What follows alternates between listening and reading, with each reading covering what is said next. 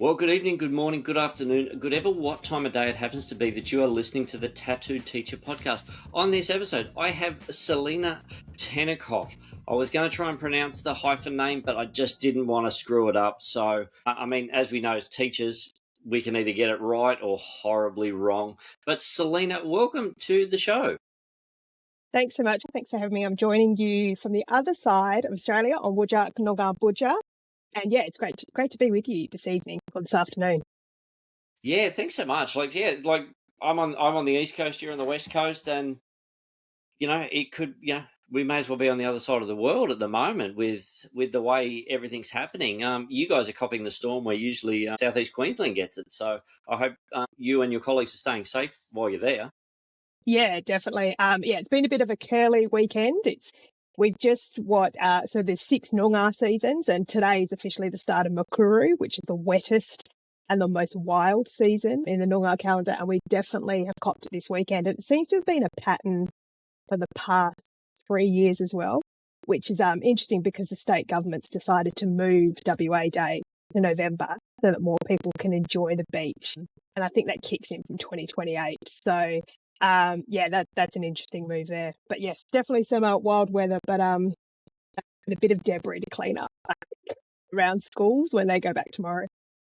Yeah, well, hopefully everyone's safe and there's not too much damage in these schools. But I've just noticed then you mentioned, and for a lot of listeners who may be listening overseas, you spoke with and you gave some names for different seasons and a different country or different parts of our one nation, our one country. Can you expand on that just before we really get into it? Because it's part of the Australian culture and it's building, and rightly so. Yeah, it's interesting. I think when I went to school, no one taught me about Aboriginal culture and the country and the land that I'm living on. And so I think really it's once my kids started school, I started learning a lot more. So really I'm going to get the number wrong, but I think that there's 300 known Aboriginal languages across the continent that's called Australia. And like in our kitchen, we have this wonderful map that shows you where those languages are. And I think there's a lot of revival in those languages happening at the moment. So when I say Wujak Noongar Budja, Wujak Noongar is the area of the southwest in Western Australia where I live, and Budja means country in Noongar language. And Makuru is what I suppose in European language would be winter. And it's really interesting that the 6 seasons in Noongar culture, 4 seasons in the kind of European description. But if you actually look at the 6 seasons, they actually do map out. Like when you're like, hang on, those flowers are starting to come out, those birds are starting to sing, or that's starting to happen. And I just find there's a real richness that adds to the way I live, the way my kids are growing up, to understand the Australia that they live in, the country that they live on. And also you'll see from my last name that I've got a multicultural background as well. And I just think all of those things intersecting just give a richness that I really hope we move forward with in Australia with all the diverse voices that are coming out at the moment. Yeah, well, absolutely. Well, I mean, straight up, I've learned something tonight that I didn't know, 30 seconds ago, that the Indigenous peoples have six seasons, and the Anglos have 4, or the Western culture has 4 seasons. So hey, we're off to a good start already. I will add there. So I travelled to the Northern Territory last year with my family, and there's actually 8 seasons. 8 in those areas. So it's really dependent on where the country is and the way that birds, flowers, and environments that determines how many seasons there are. So I really encourage anyone, if you're traveling around Australia, to find out those things about seasons, and it might make traveling a little bit more successful for you because you're aware of what's coming up. Yeah, not just it's wet season, it's dry season. It could be, it could be at the tail, a whole range of things. But but finding out, being educated by those who have the knowledge and wisdom and experience is one of the things that we're all about as educators. But we need to listen to those who have been before us. We need to listen, and we need to listen to those who are coming up behind us, and hopefully our intersection will all gain some knowledge, some wisdom, and and journey well along the way, that's for sure. Yeah, most definitely. But that turned left really quickly, which is fantastic. I love these conversations, and that's part of why I have this podcast, is to have these rich conversations with educators around not only Australia but also around the world, and for people who are listening around the world to find out more about what goes in on the down on the Great South Land. So, Yeah, fantastic. but my first question generally is, and it's taken us a few minutes to get there, which is awesome, is, Selena, why did you choose education? Look, if you read my school reports, it's because I was bossy and I talked too much. You know, that line where we used to have handwritten reports, Selena would do better if she didn't talk too much.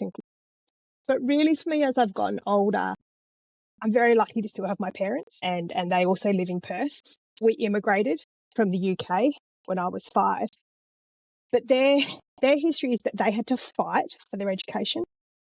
So they grew up in very different parts of the world. So my dad grew up in Mauritius on a sugarcane plantation that at the time was under British rule and the British Empire. And then my mum was growing up in London in an area that was not very, well, it was poor, just call it that. The Notting Hill film turned that around, and those houses are well out of any one of our reaches.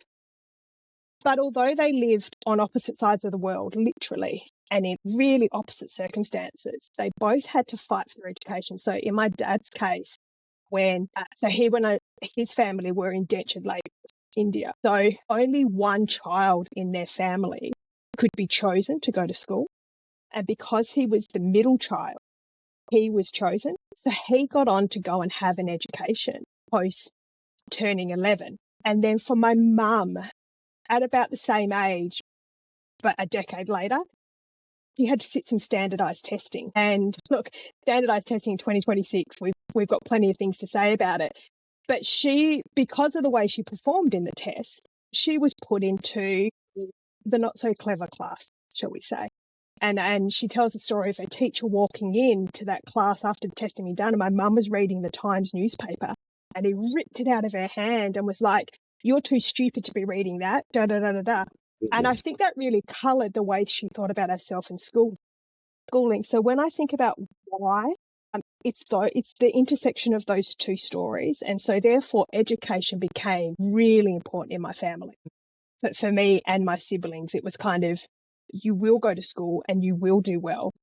But since I've moved into teaching myself, and my parents have set up really great financial stability for us, I now lean towards those other groups who are marginalised, and that's why I'm in education, to help those groups of people or those students who feel or who are actually sitting on the margins, and bring them into an education in a way that's going to improve their life and give them better chance, which is, kind of where I find myself with what I'm doing with education. So yeah, that's a bit of a windy story, but that's my why. Why I'm a teacher and why I'm in education. Yeah, but that's our tapestry, isn't it? We all come in through some lens, through things that have happened to either us or others in our lives, and it truly has an impact. Now, I know on another podcast, education podcast that I listen to, The Art of Teaching, Matthew Green asks every single guest, who is a teacher that's impacted your lives? And everyone's got an answer. Mm. And we know that the impact most of the time is positive, but we also have those teachers who impact us in a very negative way, like what happened to your mother. I mean, I remember a number of teachers who weren't so gracious, I guess, to me. I'll say gracious. I was a bit of a troublemaker, as you've probably heard on other podcasts that I've talked about. But there were others who I was kept to account, but there was still hey, you've got potential here. You've got the ability to get to a level of success that you want. Don't let stuff hold you back. So, and then I guess your mum has then gone, I felt bad, but I want you guys to never ever feel that way, I'm assuming. Yeah, definitely. And she went on, same as my dad as well. Once we arrived in Australia, they were then able to get their undergraduate degree. But they did that as parents with children running around, and having to support full-time jobs. So they were that first in the family generation to go into higher education. And like my dad, he's in his 70s now. He just got his PhD. And so it just really speaks to, it just speaks to, but I also say my mum's involved with that because she bought all the cups of tea, made sure he had lunches, made sure, did all the real hard work you don't put on a certificate in the background. And it just, I don't know, I don't know if it happened in your teaching degree. There's this concept of lifelong learning, but none of us, like, we understand it, but to really experience that now, which is why I'm well and truly putting off mine. I'm in no rush to get those letters on my name. So, but yeah, I think the students I work with, it is very much saying to them, the door is still open for you, even at year 11. And here is the opportunity we're going to give you. Because a lot of them, once they get to year 10, they've been told so many times, you're not successful, you can't do this, you can't do that. And then we come in with our program and go, yeah, no, you can. So, and here's how we're going to help you. Yeah, that's amazing. I look forward to hearing more about the program. But you are so right. Like, we shouldn't be putting limits on these young people because they are what's coming through. They're going to be our next generation of leaders, of bankers, politicians, plumbers, carpenters, taxi drivers, whatever they want to do. But we need to give them the options and the freedom to choose that. And by telling them that they can't or they won't or they never will, it's just going to hold them back from who knows what level of success or what, more importantly, what impact in society that they could make. And I think, and I've heard you speak about the school that you're at, I feel like we're and this is broad strokes, but the way that our system is set up at the moment, and mainly I'm speaking to the West Australian education system, it maybe suffocates that too early in our young people. We don't give them, like, even giving students 45 minutes in a class, and then suddenly, I'm talking about high school here, and then suddenly code switching and going to another class, 45 minutes, and then code switching and going to another class. They haven't got time to have that curiosity and that blossoming we want in young people. And so, like, I've seen examples of schools who've actually changed that, when they've taken the day and they divide it into 100-minute blocks. And that's amazing because you think once you get a set of kids in the class, you've got to tick off the roll, you've got to do all those things. By the time you actually get to the core of what you want to share with them, you've got 25, 30 minutes. Yep. How's that enough time for a young person to actually engage with content? Is kind of what I'm seeing, and I'm experiencing that as a parent as well, kind of seeing my kids go through the system as well, which is, I always find it really interesting. Again, like, you go through a degree and you teach young people for so many years, and then you have your own kids and you're like, oh wow, this is the other side of it. You understand now why parents sit on the other side of the desk at parent-teacher interviews and get so emotional because they've got 7 minutes to share everything they want to about their child. But you've already got them on hang on, we can only talk about this much, and I can only send you this many emails. So it's really, if we want young people to have all that optimism, I don't know, we need to break the system. I know that's, again, broad brushes. Yeah, look, I couldn't agree with you more. I mean, especially, as an example, I mean, all subjects have creativity in them. So I'm just going to put it on my lens.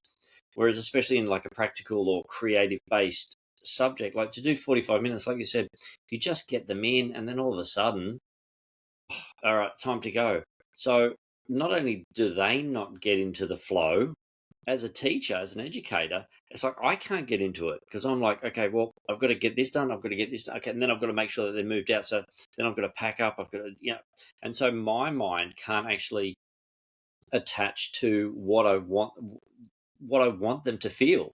So how are they ever going to get it? And there's a number of schools now that are starting to go to that, either those big blocks of time where you're just going to go, yep, you're going to be doing this, and that's it. We're in. We get the 100 minutes, or they're going to the transdisciplinary schools where they're just going, you know what, well, your teachers are going to be sitting around. We've got to achieve these things by a certain time frame. But you know what, you're passionate about this. Let's go in there. Let's spend a day with that teacher. Let's get that done so that you can then focus on whatever it might be. So I think the system, the cracks are starting to widen, which is going to be interesting over the next few years. But yeah, it's how do we get them in there? Yeah, yeah, definitely. And you know that as strong leaders who we have to give those leaders time to think about that themselves. But again, we're in a teacher shortage. Leaders are under even more pressure from different stakeholders. Yeah, I'm wondering when we hit that breaking point. Yeah, and to a point when the pandemic hit, it was like that was almost like the perfect point to go, hey, let's do the systems now. It's forced into a breaking point. No one can be on site, or you can be on site minimal time. So let's see what we can do. Let's explore. Let's experiment. I think some schools definitely took a hold of that, and there are a number of schools popping up where they've gone, well, hey, we don't need to be bricks and mortar every single day. We don't need to be, the standard traditional industrial revolution education setting. And you're right, like 25 minutes is all you've got in a 45-minute lesson. And I remember back to when we were just 100% online learning, the kids were going, I'm only doing work for 25 minutes. I said, if you're working for a solid 25 minutes, that's fantastic. And they're like, but what do you mean? I said, well, think about when you come to class. You got to walk in, you got to line up, you got to do, and they're like, I said, so you're getting your work done, you're knocking it out, and you're doing exactly what I need. So you got 45 minutes that says it on the timetable, you get it done in 25, go and have a cup of tea. Yeah, but I mean, I don't know if we, I don't know if we took enough learnings from that experience. And again, Western Australia, our premier at the time, locked us down pretty quickly. So we did not experience what the East Coast went through. So when we talk about interruptions to students' learning, I don't feel we necessarily have that as a car here in Western Australia. What we didn't have is, I don't think anyone knew it, but we didn't have time to go, what do we want to take forward from that experience? Like, let's Yeah. stop and reflect. Like, isn't that what we teach like I'm in initial teacher education as well, 1 day a week. Isn't that what we teach our pre-service teachers to do? Like at the end of your prac, you have to write a journal and but none of us as actual teachers did that. And now we find ourselves, and we've jumped here pretty quickly with what we're experiencing with chatbots in schools and AI companions, because I don't know, like I'm not saying that I'm a little bit suspicious of the timing, but we didn't take enough learnings from that to prepare us for what's happening now.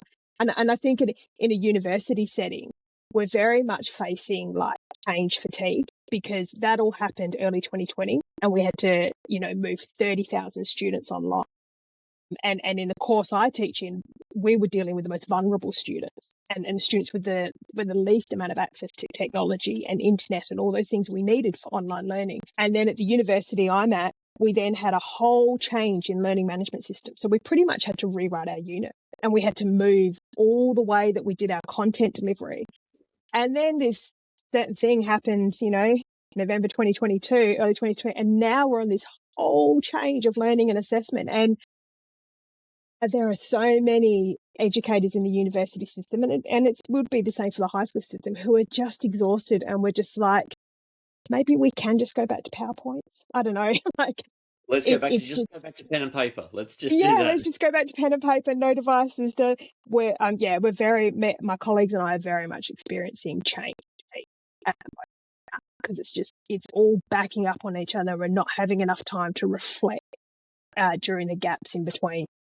Yeah, look, I think you're right with there's that fatigue of, there's so much educational technology coming at us as educators all the time. And most of these, look, some come out with some great products that are very helpful, but others come out with, hey, here's the new shiny thing, you should use it. And then all of a sudden you start using it. And then, so you're learning how to use this, and then there's no more support, or the next gadget comes up, or the management change, or the political party change. So then there's a new drive, and then all of a sudden we've got to learn again, and then we've got to, and we're just going, we just want to teach these kids what we know. And, we're all professionals. We all know our craft. And there's no doubt why some of these teachers with such heart and passion, young teachers who we want to keep with us, are going 3 years, 5 years, I'm out, I'm done, I'm exhausted. And so many teachers that I've spoken to who have left our amazing profession have gone, I can just go to work and I can just come home and I don't need the time off that teachers get and teachers need, because I don't have that emotional burden. I don't have that fatigue of giving all day and just getting heaped upon. Yeah, I mean, again, definitely in Western Australia, there's that very attractive mining industry. So we probably have an accentuated teacher shortage. But yeah, like I'm really fortunate that I get to 1 day a week teaching to the initial teacher education program at my university, and they come in so fresh faced, full of optimism and enthusiasm. But what I say to them is just some key things like it's going to be crazy, your first 3 years, but find a mentor. Even if the school doesn't set it, and I know you've had this discussion with a previous guest before, find someone who's got experience who you can just tap on the shoulder and go, look, can I just come to you with ideas? Can I bounce things off you? I also say to my pre-service teachers, I've said like I own them. They're their own people. No, know what you mean. It's like my students, yeah. Yeah, make sure you have a routine. So in all the chaos, predictability works for your students, but it works for you as well. So don't try and always opt for the new shiny thing. I very remember early in my teaching career when I was teaching at a school in regional Western Australia, I was sitting at my desk doing something at like 5 p.m. and a very experienced teacher was like, stop reinventing the wheel. Leave, go to the beach at 4 p.m., go and explore the town, do those things. So I kind of share that with my teachers as well. And also saying to them, like, you need to have good food as well. Yeah. Like, don't reach for the muesli bars all the time. Like, force yourself to take, good food to school that's going to sustain you throughout the day. Otherwise, you're going to get home at 4 p.m. and binge on a whole heap of crap food. Then you're going to sit down and do marking for 2 hours and you're going to feel real crap. And then you have 10 coffees the next morning. So it seems like none of those things have to do with education, but it has to do with kind of safeguarding the well-being of our teachers. And I honestly think there should be something in a government budget that allows and pays for teachers at the end of their first year to do some extra professional learning, get them all together, some sort of retreat, but pay for it for them so that they can have an opportunity to really stop and reflect and see other educators. And I don't know, that's a really small thing, but little things like that to look after our those younger teachers or those new teachers going into the profession. Yeah, absolutely. And that's what I'm all about. Like, I've been teaching for, nearly 25 years now. My first teaching role was in 2002. I started in regional New South Wales. And one of the things I've always done, because I came out of industry, I was a tradesman. I came out of industry. Teaching was I won't say second career, it was probably third or fourth, because I'm always doing 1,000 things. But one of the things that I've learned, and I tell these young teachers, these early, not necessarily young, but early career teachers, close your laptop, leave it at work, go home. Okay, if you need to stay back, if there's work to be done, stay back until 5 o'clock and then close your laptop and go home. You're not getting paid to do the extra work. The work always gets done, but your well-being, your family, your friends, your own peace of mind is so much more important than marking something that you think needs to get back to the kids. Yes, it does, but not at the expense of you. Yeah, and I think like my first teaching job, like I said, was regional Western Australia. It's probably the best thing because everyone did clock off, at 4 p.m. And then you went to the local sporting team, like, because you had to make friends and you had to socialise. So there was like, the touch rugby on a Tuesday night, lawn bowls, still play lawn bowls now because of, doing that. It was Wednesday night in the country town. There's netball on the Thursday night. So, and that's the thing I say to my pre-service teachers as well, if you can, go regional. Like if you've got no serious ties to the city, go regional, because it is the most amazing, scary, very scary experience when you rock up somewhere and you know no one, you've got no connections or anything like that, and just get involved with everything. Like I used to, so I'd do the teaching during the day, and that was fantastic. But then I'd go and run the homework, like the homework part at the boarding houses. So when the boarding, like mother and father or boarding masters had clocked off, I'd go in for 2 hours with another teacher and we'd do the homework round. And that gave me a completely different perspective, because there was these kids who, that's when homesickness set in. They'd be on their beds crying, and you're like, well, you need to do this homework, you need to write this, but you're like, no, I need to sit with you to get you through your homesickness. So I just don't think you get those opportunities in the city. And also you get many more leadership opportunities earlier. So there was lots of things that I got to do that I would not have got to do in the city. So I honestly think those first 3.5, 4 years that I spent in a regional school were kind of the foundations and the underpinnings of the career that I've gone on to have since. Yeah, being out in country New South Wales is great. Yeah, like the people are friendly. Everyone knows everything about you. There's no secrets out there.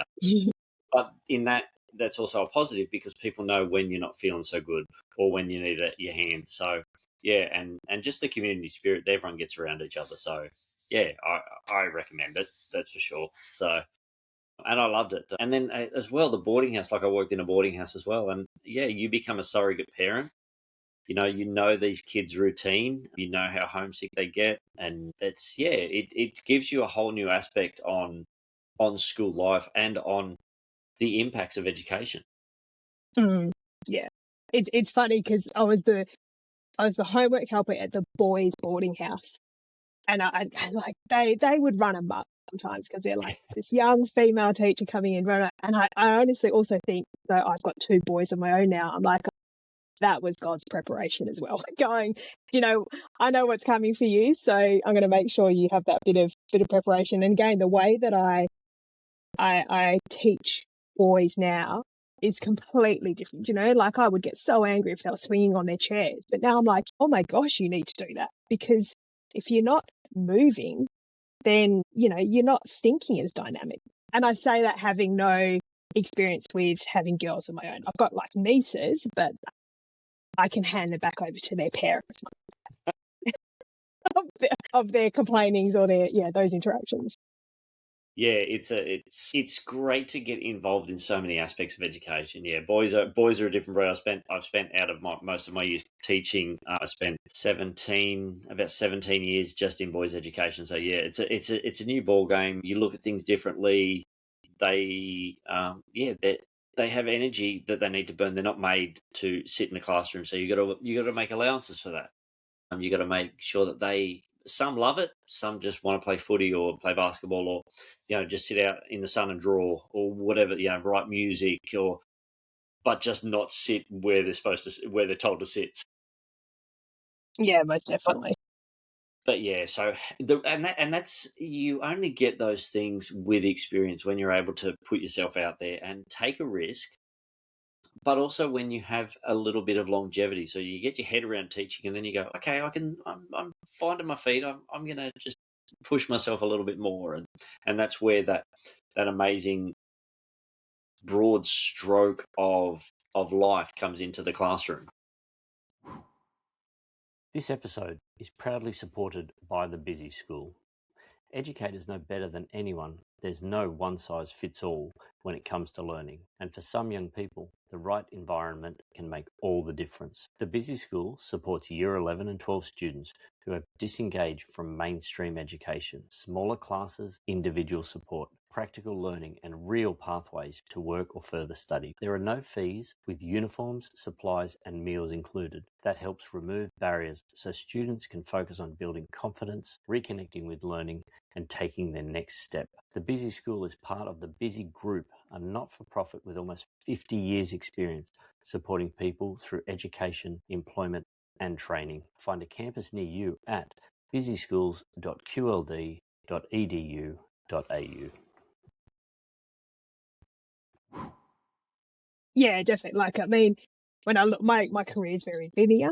There's probably 3 significant, if you divided it up, that in each of those stages I've worn multiple hats. So at the moment, like I'm running Uni Prep Schools, but like I said, I'm teaching pre-service teachers but I'm also parenting as well.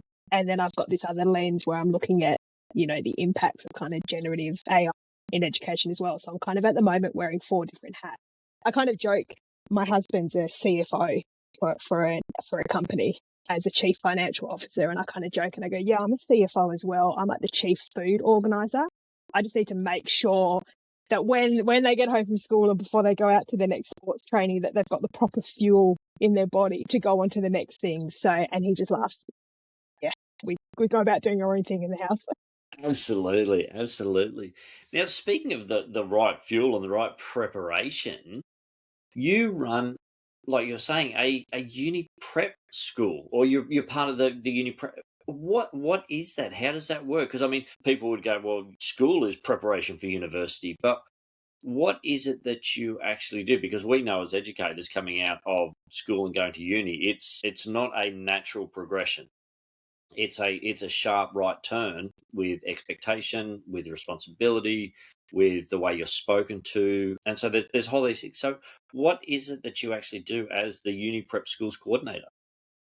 Yeah, so and these aren't so well known, these sorts of programs on the East Coast, very well known in Western Australia because each of the It's the universities, first I've heard of it. So, yeah, each of the universities in Western Australia has one of these programs. So I'm going to take it back a few steps just to kind of give listeners the whole picture. So really, enabling education has a long history of 3 decades, where there was that natural progression that students would go to high school, finish high school, and then go on to university. That worked for lots of groups of people. But as our culture diversified, as our population diversified, and through that, certain groups became quite marginalised, there was that need to have a different look on that bridge between high school and university. And so that's where enabling education is as well. And it's also, enabling education came about where lots of people had finished high school, gone off to do work and do other, amazing things, but had decided later in life that university was for them. But just sitting a particular test to get into university wasn't going to prepare them. But enabling that transition into education became really important. So universities across Australia have run these university preparation or university enabling programs, as I said, for a number of decades, and they're hugely successful. But what we found was that why wait until students leave school and gone out to do other things and maybe lost their way to then kind of give them this opportunity does not work for all students. It does work for a small percentage, and that's fantastic for those students who can do rote learning, who can memorize for exams, who can sit in an exam hall for 3 hours. That system works for them brilliantly, and they go on to university. But there is a group of students who will do amazing at university if they didn't have to go through that system. So that's where university preparation programs were then put into high schools. So the university I'm at, Edith Cowan University, we had a concept like this since the early 2000s. And then 2019, there was this kind of shift in Western Australia by several universities to go, hey, we've got these really successful post-school programs. What would happen if we partnered with high schools and put them in year 11 and year 12? So 2019, I was working at the university as a sessional tutor, and someone said, oh, you've got a high school background. We're starting this program. Do you want to take it on? I kind of got given these puzzle pieces of this program that they wanted to put into year 11 and year 12. And 6 high schools had signed up at the time to pilot it. Oh And my goodness. I was like, yeah, okay, I'll take that on. Now, given what I've already told to you about my passion for teaching students from equity groups, that education shouldn't just be this linear, thing for students, I was like, yeah, I'll take that on. So I bring in all of my teaching experience and built this program. But by the end of the first year, I was exhausted doing lots of traveling, talking to schools. So I'm like, no, we need to add someone else to the team. And that's when my fabulous colleague, Shaz Atri, came on board. A year later, we grew with more schools.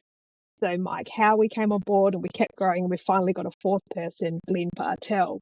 But what it is, essentially, is it's 4 units of a uni preparation course that is timetabled as part of the year 11 and 12 subjects. So they might be doing 4 other subjects, an English, a maths, a science, a HASS. We just take mesh subjects. And they'll also be doing these 4 units of a university preparation course. And if they complete those 4 units successfully and they get their West Australian Certificate of Education, they can actually have direct entry to university the next year if they want it. Or they might take a gap year and come back to us in 2 years' time or 3 years' time.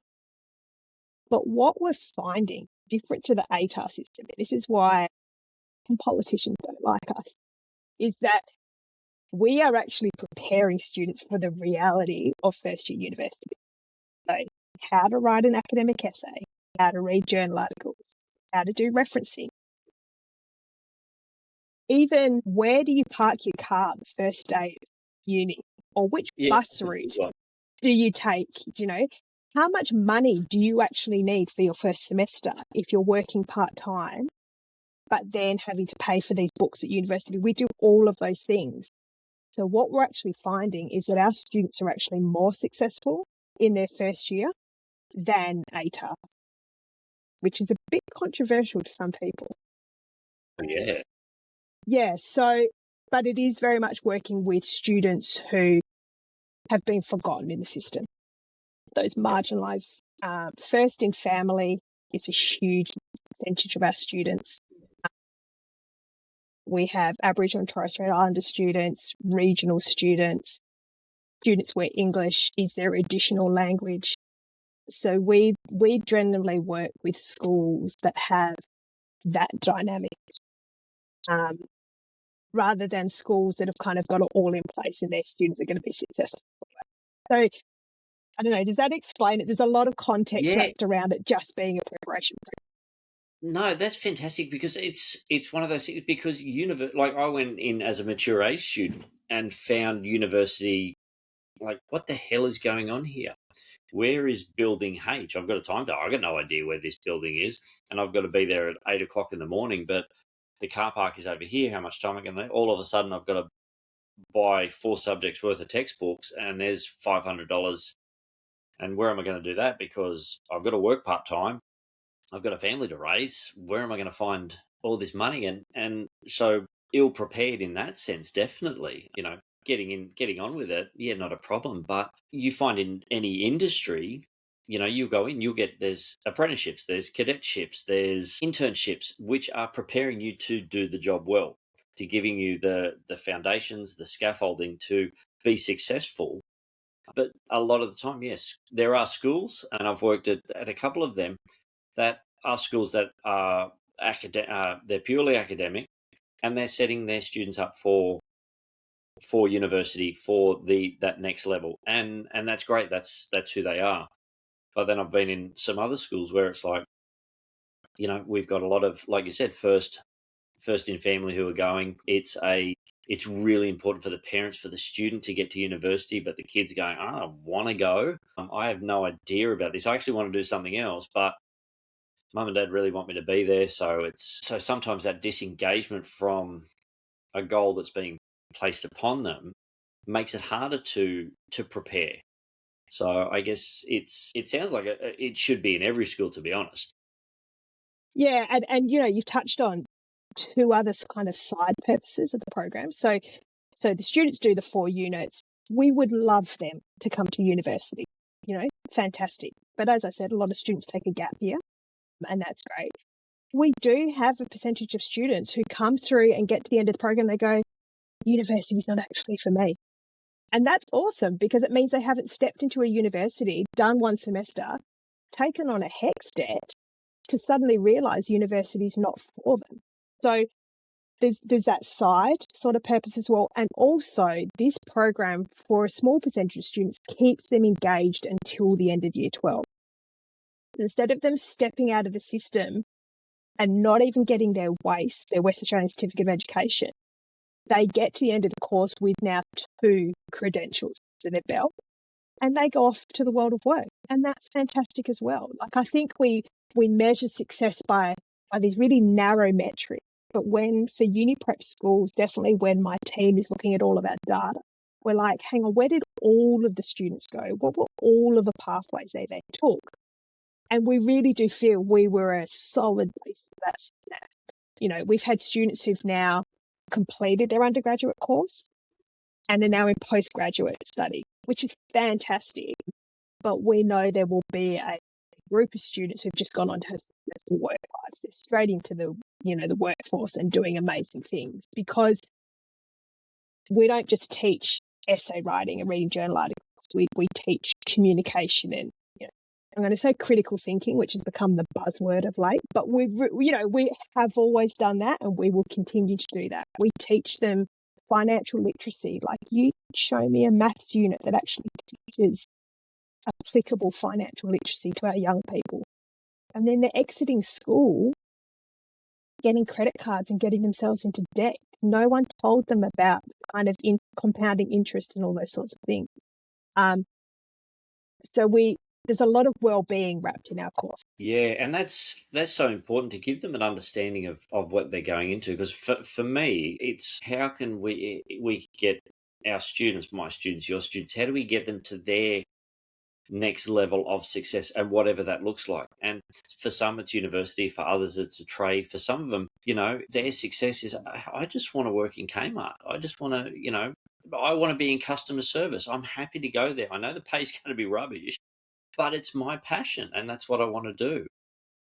But then, I've got another, really good friend of mine. Her son just finished high school last year, got great marks. He could have gone into university, and he is going to go to university. But he goes, I want to go into construction management, but I can't do construction management well unless I understand construction. So he's doing a 4-year building apprenticeship prior to going to university. He goes, because I need to know the ins and out of it. And so the school that he was at, just a small Christian school in Newcastle, gave him all the skills that he needed. They set him up with traineeships, certificates, outside of his timetable. So he was doing like 2-3 subjects at school, the core subjects that he had to do. But then he was spending time at TAFE and doing all these things to prepare him for what he wanted to be in his area of success. Yeah, and I think, sometimes we can do too many things with our young people, and I've talked about that code switching earlier on. But I think and this is why I've got a real, a shudder when I hear the term personalised learning. I think we narrow the opportunities for our young people maybe too early as well. Whereas I see high schoolers kind of socialising them with as many different things as possible before they leave that safety net and are out in the real world. It's real world. So yeah, so I come back to essay writing. So yeah, our students have to write a 5-part essay, and they have to submit it. And at the, once we get off this call, I'm going to go through and be moderating, 300 of the essays that have come in, last week to support our teachers. So we've got 1,000 students over our course this year. 45 high schools we're working with, and about 80 amazing teachers. I get a bit choked up when I think about them, because they are the ones in the classrooms delivering the program that, my team has designed.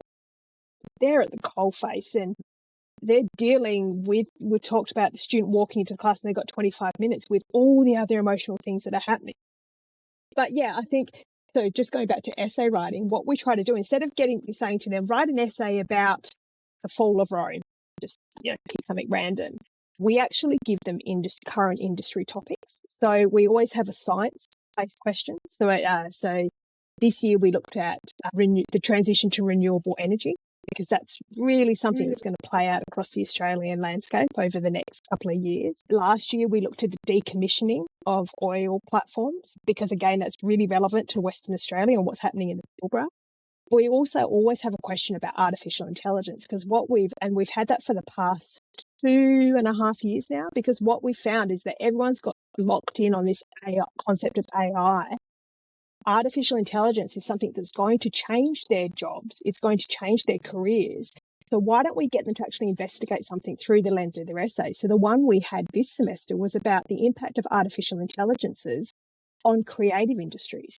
You pick music, you pick literature, you pick film, whatever you want to pick, and talk about or argue whether or not artificial intelligence is going to be a benefit or a risk. Next semester, we're going to be looking at artificial intelligence in healthcare, and whether or not that's going to be a risk or a benefit. So instead of just saying, hey, open up your computer and go onto a chat bot and type a great prompt, we're like, no. What is this actually going to look like for these young people in our course over the next 5 years, and them deciding what degree they want to go into? And we do that through the guise of a 5-paragraph essay that suddenly everybody wants to get rid of because they're saying it's not assuring learning. So yeah, there's so many things that want to be, it's like chucking the baby out with the bathwater.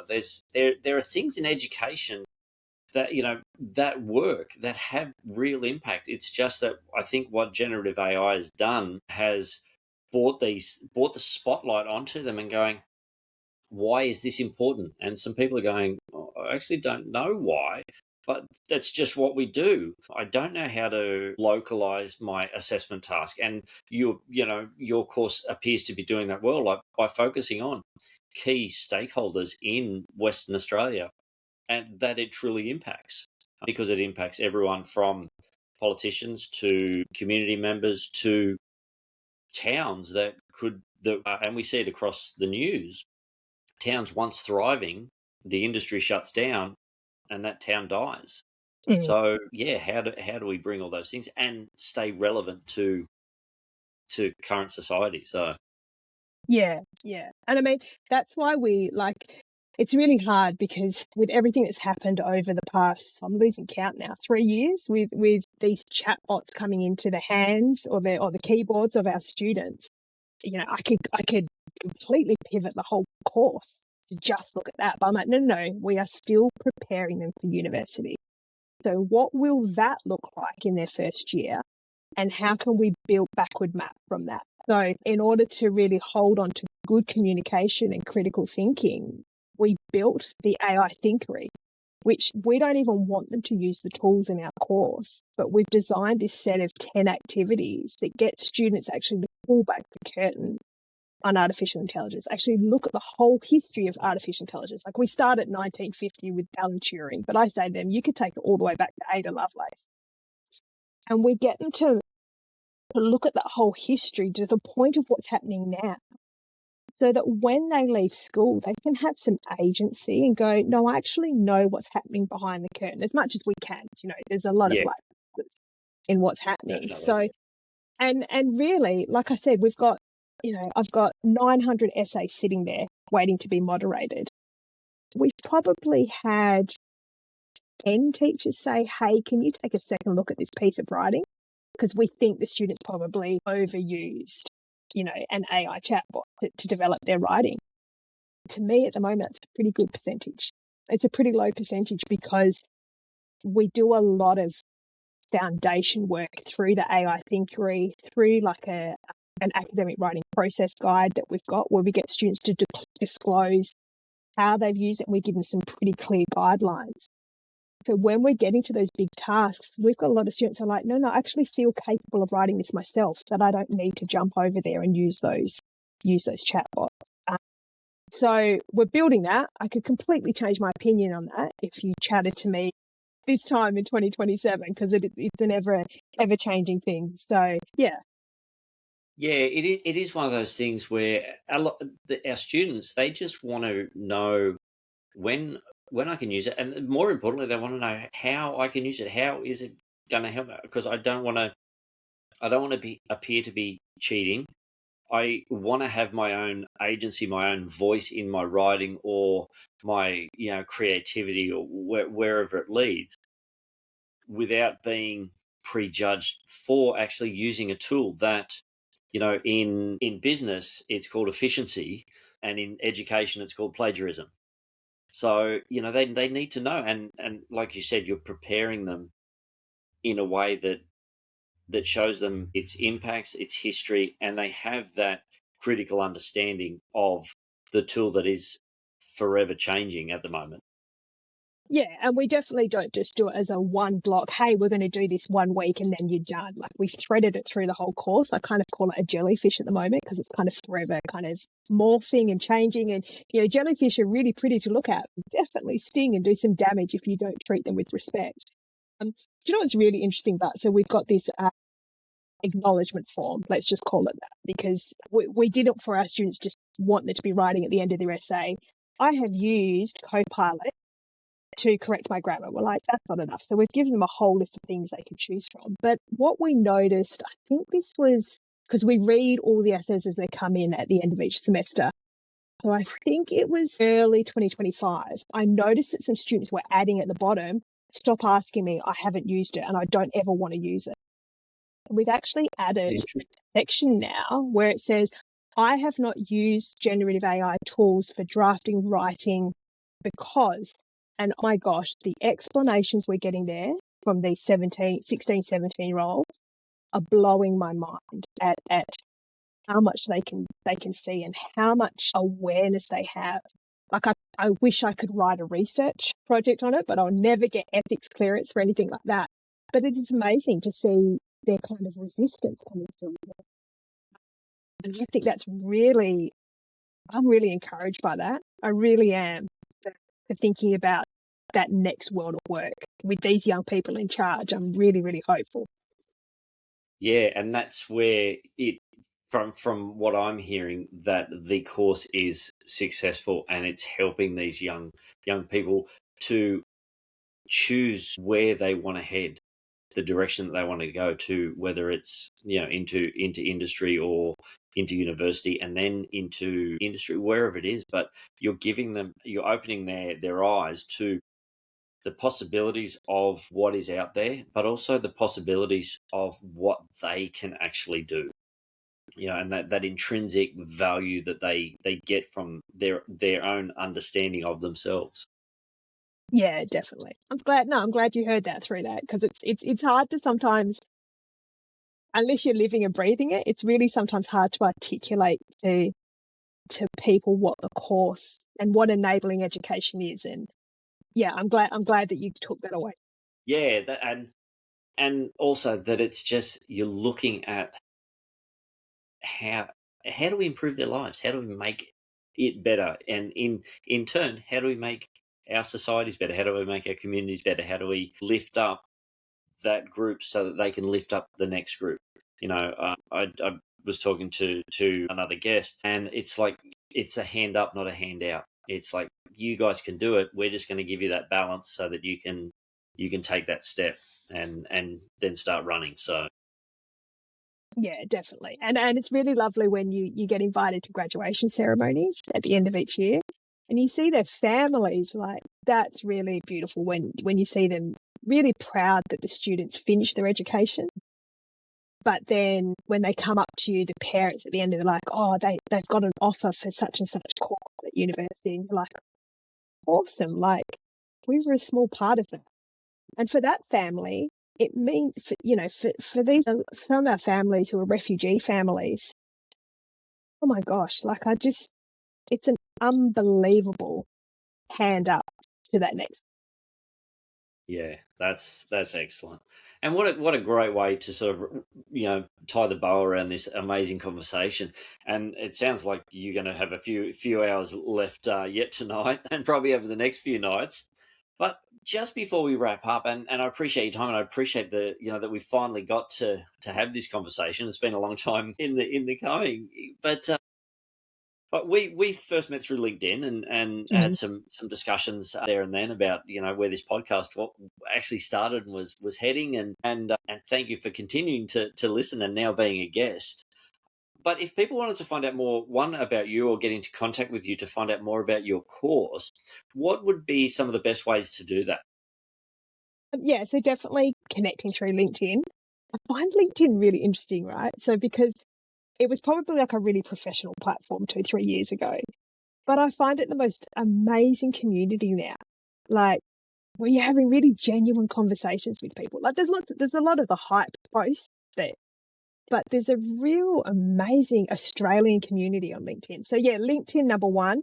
As I said, I'm with Edith Cowan University. So if you just typed in that plus Uni Prep Schools, our main webpage comes up.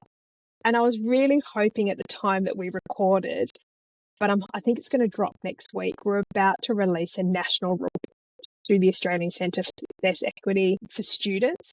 So that national report that looks at these types of programs across 5 Australian universities will hopefully be out in the world next week. We just had to wrap up the official media release behind it. Yeah, well, I'll put links to all that to your profile to Edith Cowan, and by the time this comes out, that report will be out. So I'll make sure that the link to that is there as well. Brilliant, thank you. Next final question, mate, doesn't make sense, but next final question would be, if you had to challenge anyone out there, anyone listening, what would be a challenge that you'd like to put out to people who are listening? Do you know what? We haven't spoken about this, but make more connections with your parents. I think that's a huge missing piece, is that particularly in middle school, we suddenly shut the gates and go, no, they need to be all grown up and do their own thing. But I think we need to invite parents into the middle school space a lot more, because they are hugely vulnerable at that age. And I think despite what they may say, our 13, 14, 15-year-olds, I think they still need a parent figure there with them. So that would be my challenge. How can you invite parents into that middle school space for a little bit longer before closing the gate? Yeah, that's a tough one. Yeah, you're right. I mean, I just think back at it myself, and it's just like, yeah, communication is generally, it's only when they're away for an extended period of time or they're in trouble. There's not, and and the 7-minute parent-teacher interviews, if you're lucky enough to get them. So, but yeah, so that's a big challenge. Yeah, well, one to think on, that's for sure. I can see your mind's already ticking. You're like, what am I going to do at school tomorrow about that? Yeah, absolutely, absolutely. And look, lastly, my final question that I ask all my guests as well is, it wouldn't be the Tattoo Teacher podcast if I didn't ask you, Selena, do you have any tattoos? Probably why I picked up your podcast 2 years ago. Despite my parents' huge disagreement, I am a tattoo advocate. So all along my shoulders and my back, tattoos that have deep meaning to family. My brother and my sister have lots of tattoos as well. But it's interesting. So I've got my first one was when I was like 21, and I went to Camden Markets in London with my cousin. I'm like stuck down a back alley and got my first tattoo there. And then when I got married, I got my maiden name, which is part of my hyphenated name, Dhondea, across my shoulder. And then my grandma, and I spoke about my dad growing up, sugarcane. For those indentured labourers, they had to have their name tattooed because they were illiterate. They had to have their name tattooed on so they could write it on their paperwork. Wow. And then in Indian culture, I've forgotten what the official name is, but the cultural item that's in the middle of the forehead. So my grandma had hers tattooed. So I've got that now tattooed on my shoulder in her memory. But also that tattoos were a form of branding, but we get to wear them as freedom and expression and creativity. And then I've got a massive floral piece on my other shoulder that signifies all different members of my family. I've got this amazing village of girlfriends. And when we turned 40 a few years ago, we all went and got a matching tattoo. So brilliant. I love it. I'm a huge fan, but like I said, my parents, even in our middle age, didn't agree with me and my siblings having them. Yeah, no, I was the same. My when I got one for my dad, and he's like, yeah, I like it. He goes, why'd you get it so bloody big? Yeah. So it is, and it is a shift of culture now to what was forced upon some and still is to in some areas, unfortunately, and that's hopefully. I had one guest who works in that space in Australia, but now we get the choice to celebrate our life, to represent our personalities and things that are fond and personal to us. So excellent. I'm glad you have some tattoos. So the last couple of guests is like, no, not so much, but now it's starting to. It's like this big bell curve that just they keep swinging. So. But Selena, thank you so much for your time tonight. Thank you so much for your conversation. Thank you for what you're doing for the young people in Perth and Western Australia, and how much it's grown from 6 schools to now 45 in a relatively short space of time. So, and I just noticed that just behind you on your little pin board, you've got truth, hope, and kindness. And how awesome is that? So let's hope we can, bring all that into our worlds as well. Brilliant. Thank you so much, Philip. It's been really, really lovely to chat with you and hear little bits about your story too. Excellent. Well, thank you so much again, and have a wonderful evening. Thank you so much for listening to the Tattoo Teacher podcast. I hope you enjoyed the conversation and found it insightful. If you like what you heard, it would mean so much to me if you could either like, follow, and subscribe to whatever platform you are listening on. The music was by DJ Fruit Salad. Thanks again for listening. Stay cool. Be blessed.